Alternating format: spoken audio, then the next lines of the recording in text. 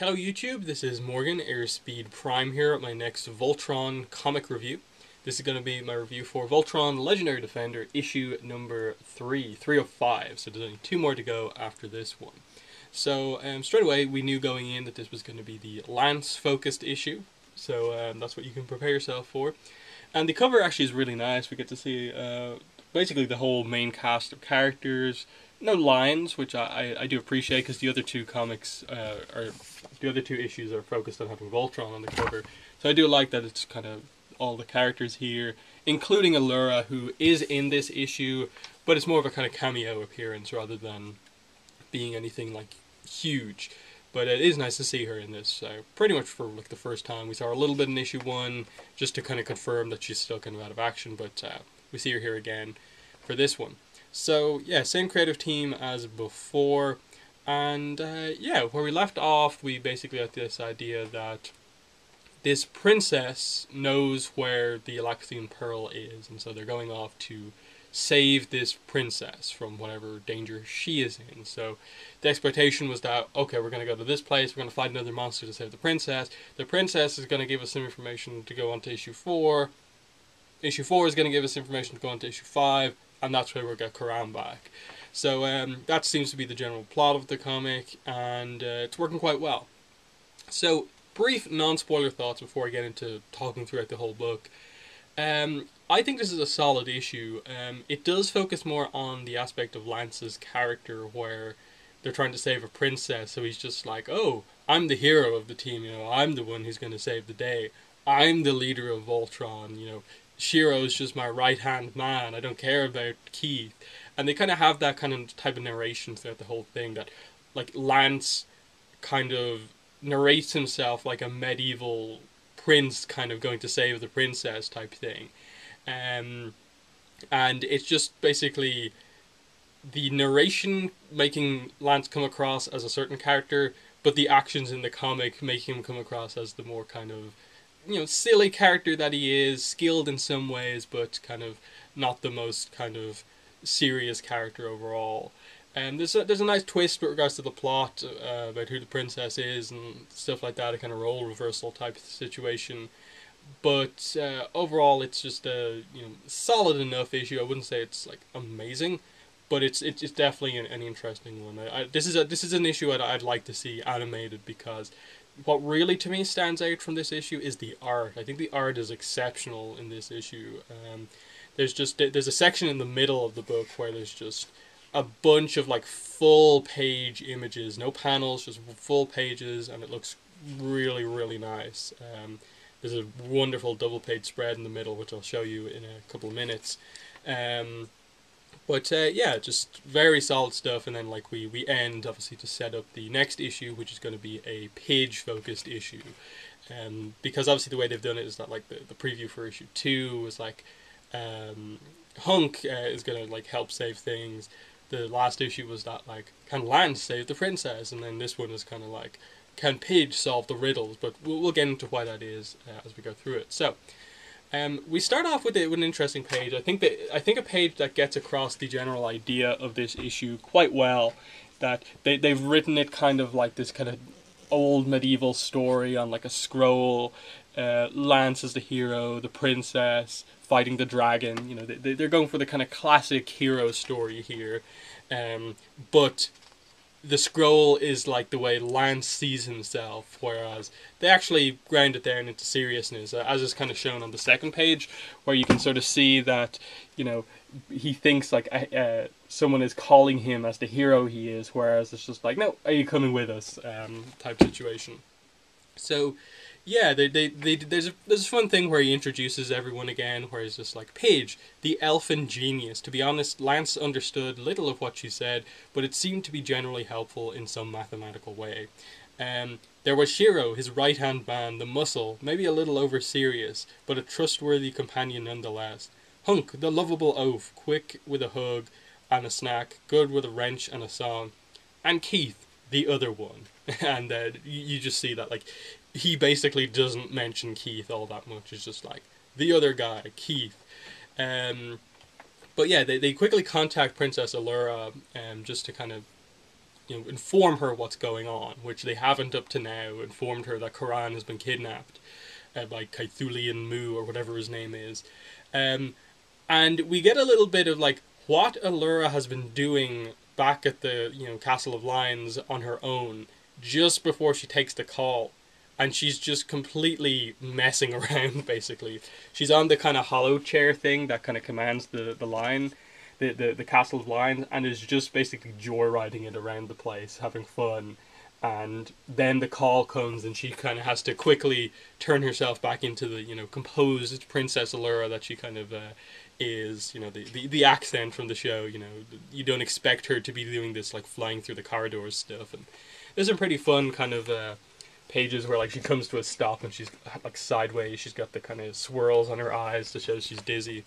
And we just get that Allura kind of feels that she's okay, but it's kind of clear that everyone can see that she's not quite ready yet. That they're still like, no, you saved the day on the Balmera. You need to rest more. Then you can get back into action. And the big joke that they have here is that Allura is trying to come across as like really composed and that like, I am back better. But Lance keeps kind of cutting in and saying things that like, Allura says, I'm fine, and then Lance is like, yeah, you are. And he's kind of saying that like she tried to compose herself, and she's like, she quickly poofed her quiff and all these little moments. And then he says, don't sweat it, Allura. I already saved one beautiful alien princess. Doing it again shouldn't be a problem. And she's like, what? You saved me? And all this stuff. Then he calls her like a little lady later on. They definitely play it up for, like comedy, that they're just kind of messing around and nothing kind of overly serious. But there is a moment where he just keeps interrupting her, and he's just like, if I could reach through this screen and grab you by the Yulstrix, and then he's clearly going to say, like, I know you would, or something like that. But Key cuts him off and says, Lance, would you just zip it? And we have one of those kind of scroll cut-ins, and it just says, jealousy, thy name is Keith. So he thinks Keith is jealous of his relationship with Allura, which isn't really existent. But yeah, they go off to this new place, the planet Krell, to rescue the princess. And we see that this is exactly what they're going for, the foresty area, mountains, the castle in the distance where the princess is being kept or something like that. And they see the princess, what they think is the princess, here on the castle, calling for help. And all of a sudden they're confronted by this giant dragon. And here are the really, really good art pages I was talking about.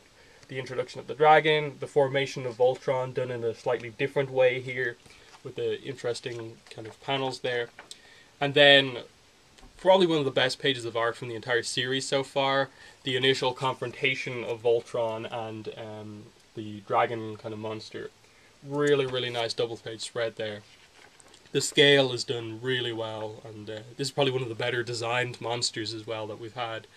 Some of them have come across as a little bit generic, but even though this one is kind of just a dragon, it's an interesting type of dragon with the arms and stuff like that.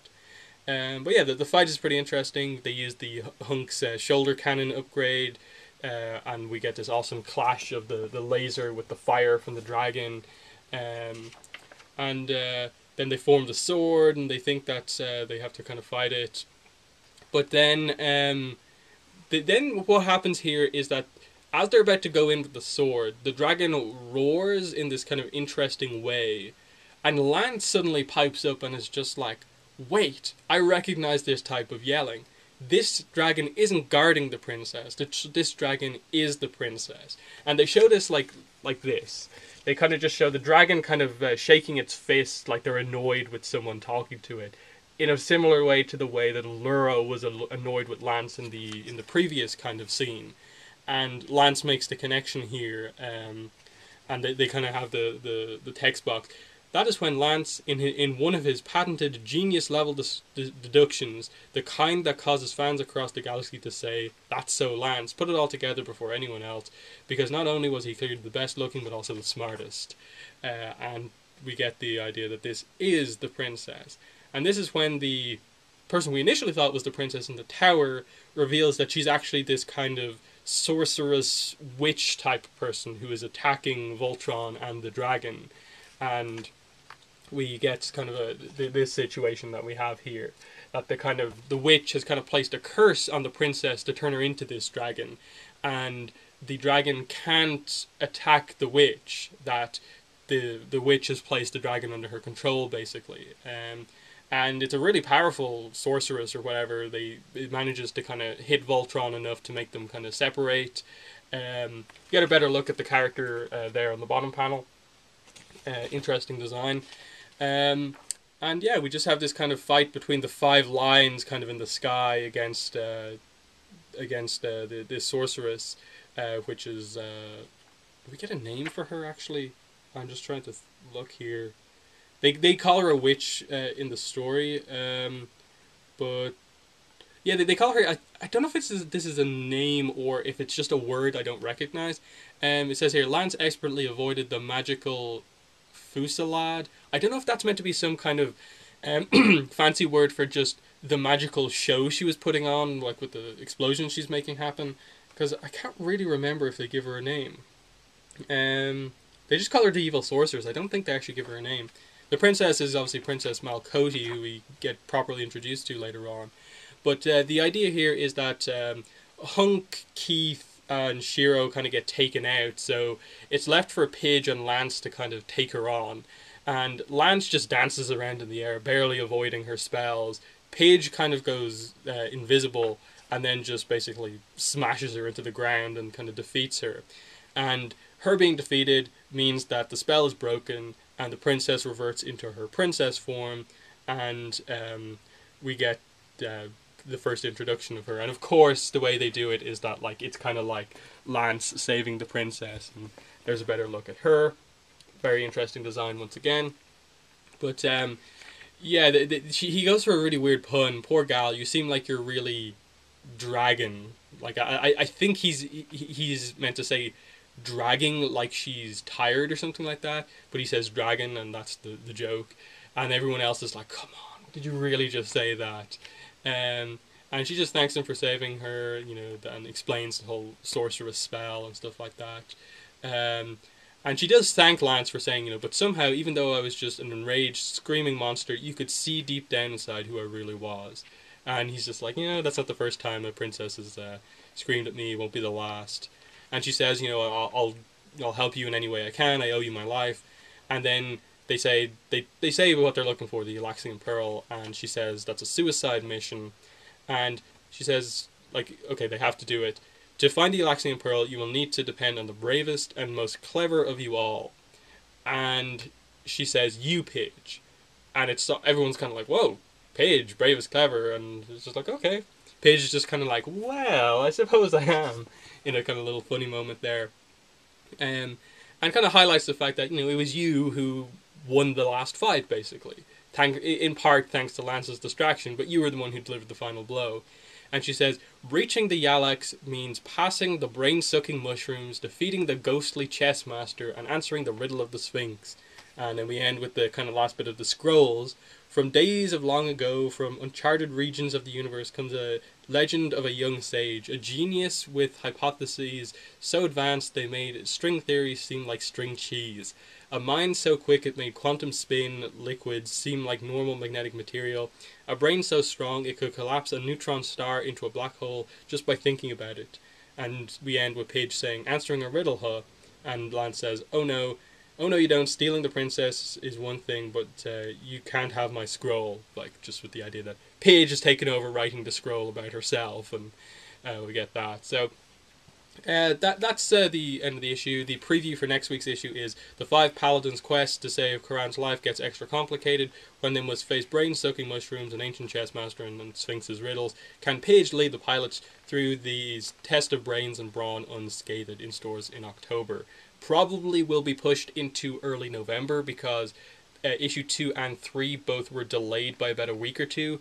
Now, they could get it back on track and it could be released. I think the 26th is meant to be the release date. I don't know if that will actually stick around.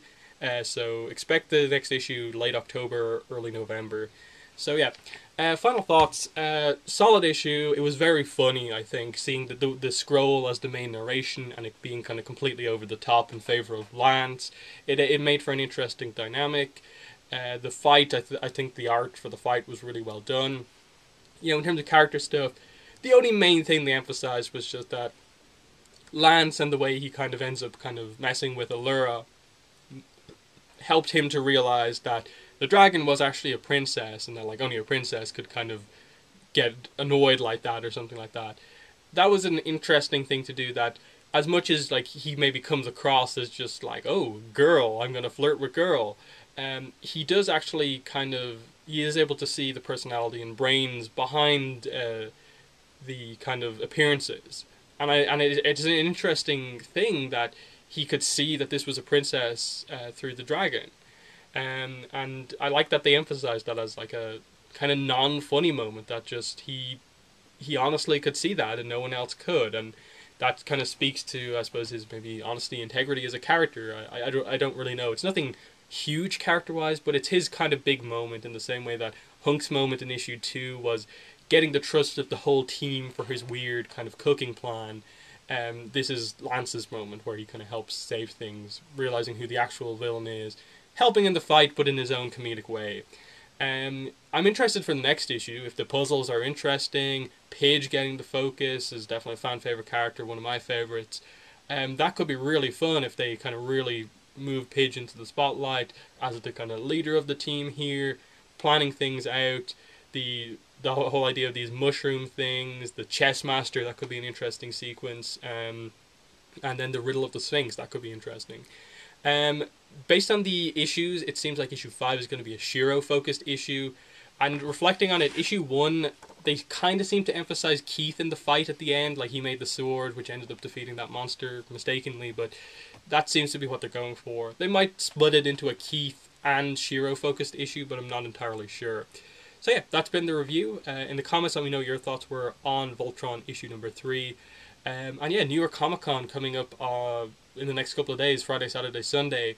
There is a panel for Voltron, and they're probably going to be revealing the release date for Season 2, and maybe some other clips and ideas about the story. I might do a video covering what news comes out of that, so expect that over the weekend. But yeah, if you want to follow me on social media, links to my Twitter and Tumblr in the description. If you want to support my channel, links to my Patreon page and my PayPal donation link are also in the description. That's been a video. Thanks for watching, and bye.